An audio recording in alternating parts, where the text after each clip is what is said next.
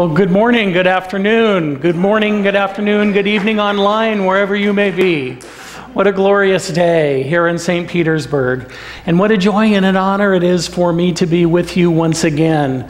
Thank you, Reverend Temple. Thank you, Reverend Richard, your extraordinary community for your kind invitation. And Rick and I humbly said, let us think about it, yes. And here we are. So thank you. Now, first things first, talking about our sartorial splendor, the last time I was with you, I think I shared with you my superhero socks, and they seem to go over really well, even if I just imagined that. And what I have for you today is something even better in my Unity socks. So there we are. I had the opportunity to go to the Unity convention last month at Unity Village. Amazing energy, amazing people, and amazing bookstore and gift store. Who knew? So my staff is outfitted, I'm outfitted. Everybody's running around in their Unity t-shirts at Centers for Spiritual Living, and leadership is thinking, is this a hostile takeover? And you know what I would share and what I tell my brothers and sisters within Centers for Spiritual Living is we are all one. It's a little ironic that we have so many organizations talking about oneness, and that is all of us being in our human selves. And I say that we're simply slightly different flavors of the same ice cream. So here we are. Also, I just wanted to point out, as was mentioned, we do have a complimentary copy of Guide for Spiritual Living, Science and Mind magazine for you. We are humbled and honored to be in publication for more than 90 years, one of the longest continually published magazines in the country, second only to Reader's Digest, although our scope is just a bit smaller than Reader's Digest. And I also wanted to honor our YOU folks. You guys are indeed doing extraordinary work in the world. And with this issue of Science and Mind magazine, we've done something that we haven't done in our 90-plus year history, and we're highlighting 8 next generation leaders. So hopefully we can have you on the cover of the magazine soon. And in this case, we have some religious science ministers, some unity ministers, just recognizing that we're all working toward the same thing, and we're all doing it in very different and extraordinary and unique and incredible ways. So that's enough of the commercial. And as Reverend Temple alluded, we have about 500,000 friends on the Science and Mind magazine Facebook page, and we would love to have you be a part of that conversation. So if you're inclined, please do join us. The Fillmores continue to speak to my heart while I'm on my spiritual journey, as does Ernest Holmes. And as I was thinking about what we wanted to talk about today, I just wanted to share with you this reading from Ernest Holmes. Let us not forget that there is inherent necessity for warmth and color. The universe is more than an inexorable law of cause and effect. Personality cannot emerge from a principle which does not contain the inherent possibility of personality. In each one of us, to each one of us, through each one of us, something is personalized, and that which is personalized is personal to its own personification. Spiritual evolution should make the infinite not more distant, but more intimate. And so that's what I try to do with the magazine and the team as we work to pull this together every month. My whole objective is to provide people with different points of entry into these universal New Thought teachings that we all know and love. So in our case with the magazine, if somebody really resonates with the daily guides and they want to read those every day and the affirmation and the quotes and everything that goes into that, tremendous. Thank you, and please have at it. If somebody resonates with one of our columnists, one of the people on the cover, Masando Hiroka, has been writing for us for a couple of years from a new gen, new voice perspective. If somebody resonates with the personal affirmations, what we know is that it's all good because it's all God. And when I started this job, a distant relative said, "Congratulations, and your mother would be so proud of you." This distant relative had a copy from 1971 of Science and Mind magazine with my mom's name on the back. She had subscribed in the early 70s. And so that is what I was raised with, even though I didn't know that terminology at the time. And the other thing that has really been speaking to me is energy work and energy centers. And I love part of your mantra that was on the screen this morning, that healers and artists and energy workers, this is your community, this is your time, this is your tribe, this is where you are able to contribute and be fed. So for those who are here for the first time, welcome. And I may not see you again, but all of these other delightful beings will. So we bless you in that experience. So again, from that point of creating access points or different ways into the teaching, I was thinking about the chakras and the energy centers in the body. And some teachers work with 4, and some work with 7, and some work with 11, and it's all good. And the number that resonates with me happens to be 7. So as I was thinking about different points of entry with each one of the chakras and what that would look like and what that would feel like, all of these other magical, mystical 7s started appearing in my life.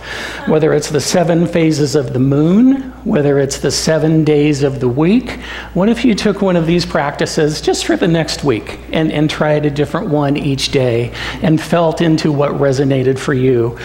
And then, of course, being in Florida, I very quickly went to the 7 dwarfs, and I was thinking about which dwarf would fit with which chakra and what their different energy meant. I was doing great research, and what colors their shirts were, and who was, well, that's a talk for another day. So anyway, all of these magical, mystical 7s started appearing for me. And what I would invite you into is today we're going to talk about the 7 L's of mindfulness in conjunction with the chakras. And what that looked like to me is the opportunity to say, what is mindfulness? The founder of religious science, Ernest Holmes, wrote about that in the first book that he published, Creative Mind, 100 years ago. This year, and one of the chapters in Creative Mind talks about being present. You and I know that is mindfulness. So as much as I would like to share something new and earth-shattering with you, my sense is this is not new information to you, and maybe what I'm providing you is a different framework that you can plug it into. So I invite you into that. And for me, mindfulness is simply recognizing where we're at right now. Right here and right now. We get to release the busyness of the morning. We get to release the excitement of the afternoon, whether that's seeing friends or having a nap. And we get to allow ourselves to be right here. It's not being wound up in the past and regretting what we may or may not have done. It's not worrying about the future and where we're heading. P.S. We all know that worry is praying for what we don't want, right? So I invite you to be with that for just a moment. Mindfulness is being right here and right now. It's letting go of the fact that our lives have to be black or white. Well, if I don't do this, then I have to do that. And if I don't do that, then that's wrong. And I'm going to fall here and so forth.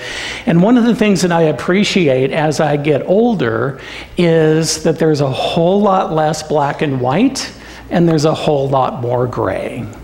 So let's be in the gray, and it's also an opportunity for us to get out of that judgment about ourselves and about other people. Now, to be sure, we're all in judgment all day, every day. That is how we survive, by making decisions and moving through our lives. And we've all had conversations about discernment and judgment, and that too is a talk for another day. But this is an opportunity for us to step out of that judgment and just allow that all is well, that every path is good. I may not always like my choices, and I always have a choice.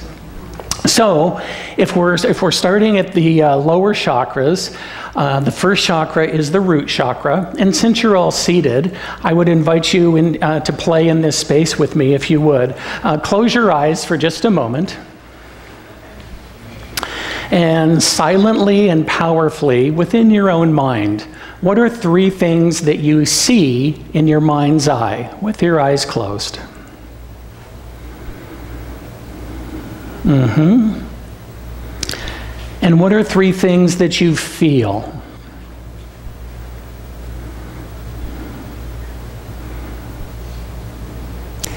And 3 things that you hear?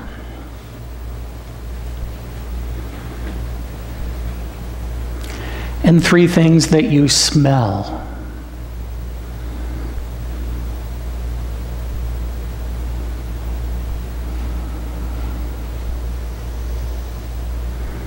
Perfect. Open your eyes, and that, my friends, is 90 seconds of mindfulness. So whatever you take away, please take away today that there's no right or wrong way to do this, that you can always ground yourself, that you can always be present. And I also suggested the alliterative L's to go with the chakras. And the first L to go with the root chakra is listen. And that's the opportunity for us to listen to ourselves and to listen to that which is happening around us.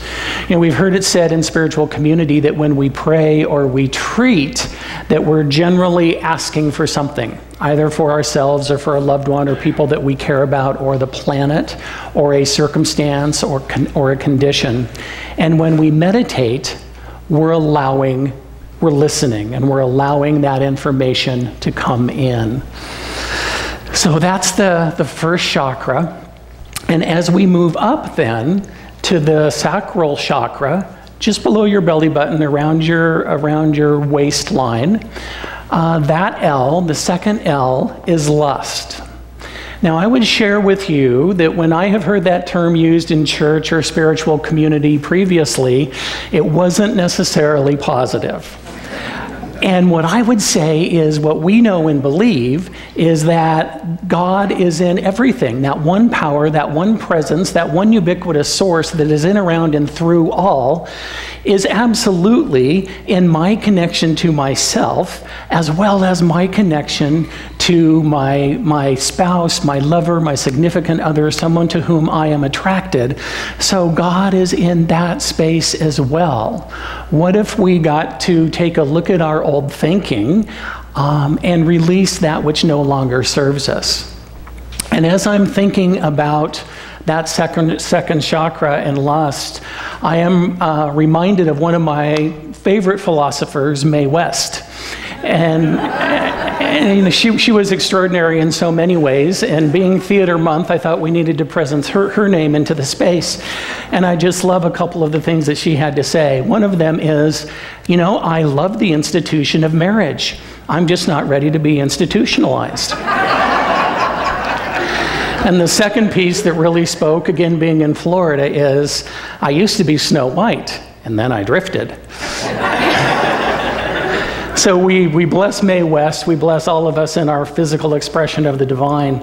You know, I'm also reminded, I did a wedding at the end of May, and it was really fascinating. When I do weddings, I always invite the couple into the space of mindfulness, into quietness for just a moment, because it's so busy, it's so hectic, and the family and the energy and the connection and the open bar in some cases.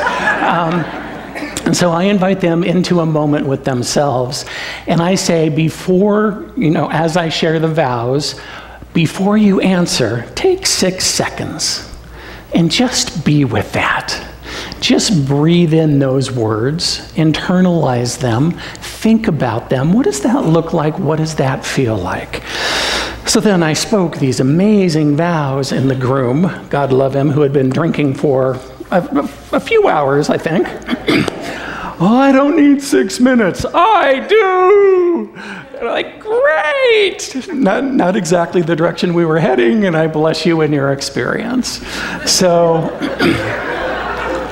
the point is, when you feel a need for yourself, or when you're inviting somebody else into that mindfulness, consider accepting that invitation.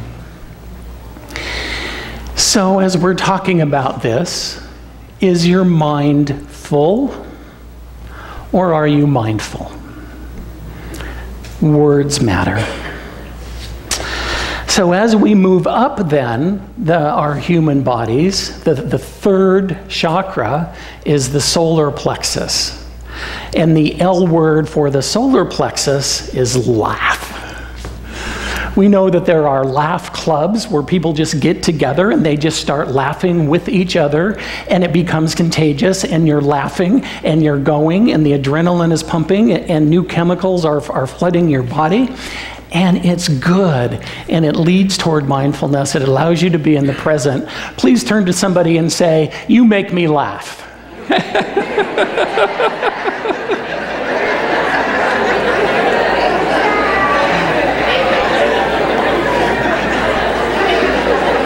And of course, every one of those was said with love and caring and from a place of compassion. So we know that laughter is good. We know that spirit has a sense of humor, and we know that it's all fun and that it's all good. You know, Socrates learned to dance when he was 70 because he thought that an essential part of himself had been lost. And when he was starting, he was able to laugh at himself. And then as we continue to move up the chakras, the fourth chakra is the heart chakra. What could the L word be for the heart chakra? See, you all are so present. Temple, no wonder you love these people. Yeah, so that is what we know to be true, that fourth chakra is the heart chakra. And that is also where forgiveness lives. So as we are loving, as we are sharing our extraordinary energy with the planet, we also get to be in that place of forgiveness. And if you're anything like me on your spiritual path, perhaps you have entered into that practice with other people in your life, family members or work colleagues, or that weird uncle, or yeah, I am him, so I get it. And let's also take a look at our self-forgiveness work, because many of us on the spiritual path, we are so kind and we are so loving, and I truly believe that it is genuine and it is authentic, and that is how we want to show up. And we don't extend that same benefit to ourselves. So where can you forgive yourself this day? What can you let go of that is no longer serving you? And who can you invite into your heart? Be as specific as you can, because the other thing that we know about spiritual work is that which goes on in vagueness stays in vagueness. So as we continue to move up then, we move to the third eye chakra, which is right between our two eyes, just up a little bit, creating a pyramid. And the L word for the third eye is look. And I would add within, because our work starts by looking within. I loved your beautiful statements. Thank you so much for sharing your hearts about what you have stepped into, how you have changed, how you have grown, how you have evolved. It's one thing to do that work, and it's an extraordinary gift to be able to share it. So thank you.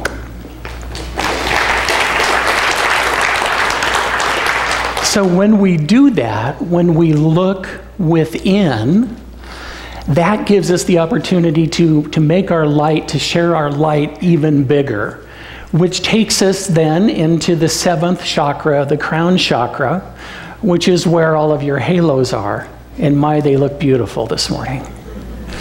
So, thank you. I'm reminded that, I shared with you that I'm a nonlinear thinker, and I just kind of bounced all over the place. So from the heart, we move to the throat.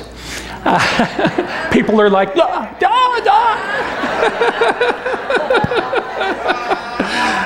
Oh, God is good.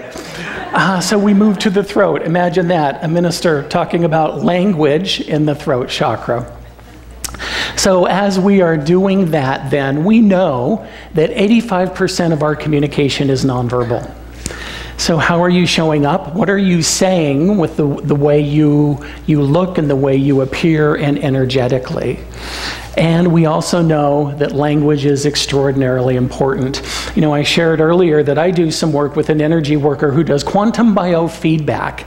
And she is an amazing being and has supported me on my path so much.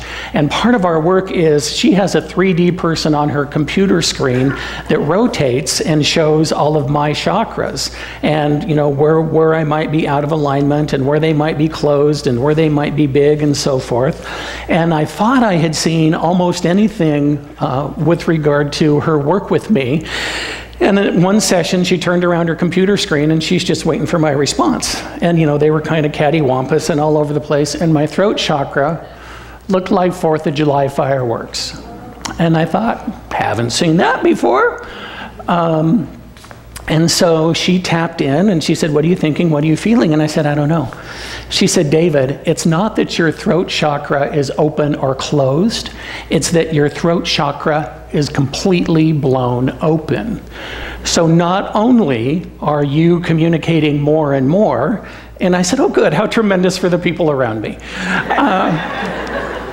She said, you are also receiving everybody else's projections and everything that other people are putting on you, consciously or unconsciously.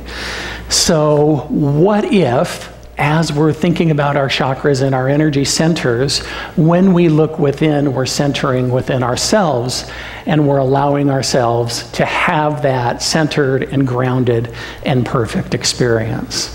So there you are, my linear thinkers. That's the throat chakra. Then we move to the third eye that we already spoke about. Then we move to the crown chakra. And the L word for the crown chakra is light. And that's an easy one, right? Let your light shine.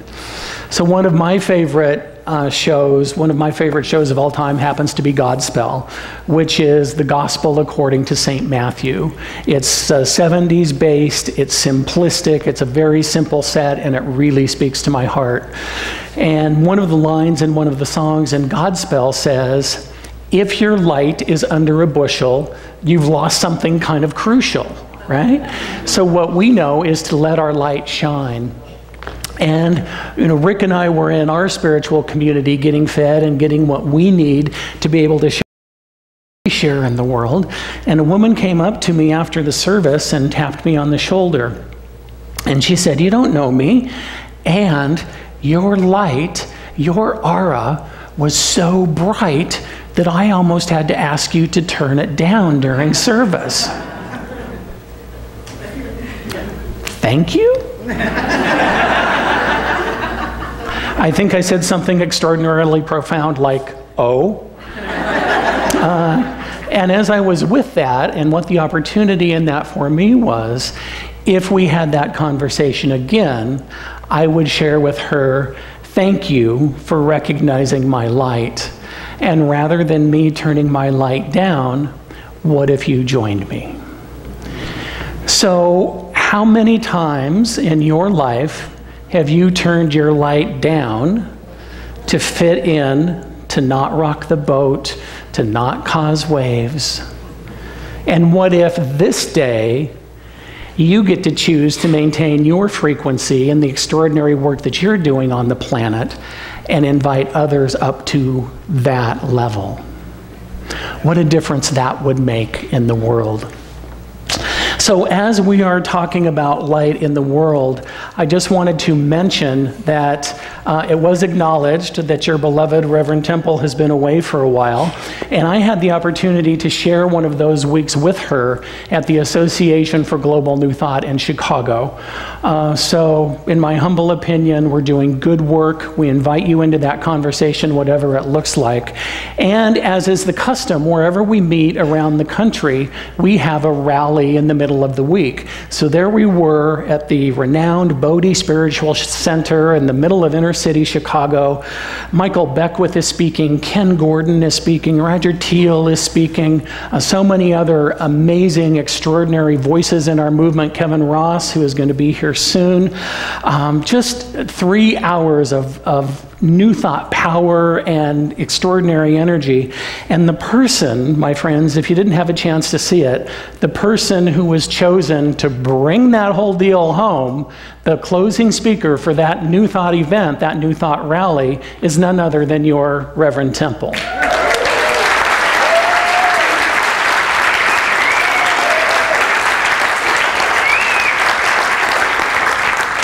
And I share that with you because, you know, I'm just speaking for myself. Sometimes when I'm in my human self and my spiritual leader, my spiritual teacher isn't giving the message, and I get some guy from out of town who does a magazine, sometimes my human self gets a little scratchy with that. And I just want to offer you my personal thanks for doing the work that you do in loving Temple and supporting her and feeding her mentally, spiritually, emotionally, physically, relationally, because she is doing extraordinary things in the world as well as in your community, and you are the reason why. So thank you.